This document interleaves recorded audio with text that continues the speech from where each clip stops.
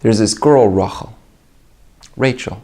She's the daughter of one of the wealthiest people in Jerusalem of that time. We're going back a couple thousand years. She's the daughter of one of the wealthiest people in Jerusalem. And her father has a bunch of shepherds working for him. And as she once notices this one shepherd, his name was Akiva. This Akiva was already getting on in years. He's already about 40 years old. And he was an ignoramus. He didn't know anything. He couldn't read. He didn't know anything of the Torah. But she saw something in him. So she says to him, if I would be willing to marry you, would you dedicate your life to Torah study? Would you start studying Torah?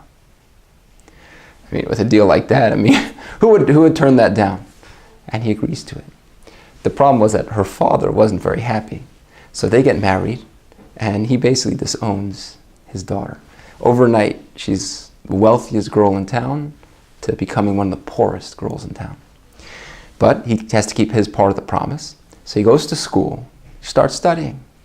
He's sitting there among little kids, 5-year-olds, kindergartners, and trying to learn how to read. And it's not going. He's trying, it's just not going. And he's becoming frustrated and more frustrated. And finally, he's just ready to give up. He's ready to give up. So as this Akiva is walking home, he takes a different route, and he notices a stone. This big stone, and water dripping, drip, drip on this stone. And right in the middle of the stone is a big hole. And he realizes it's from the drops of water over time corroded the rock, and it caused a hole in this rock. And he starts thinking to himself. He says, this rock is tough, it's strong, it's hard.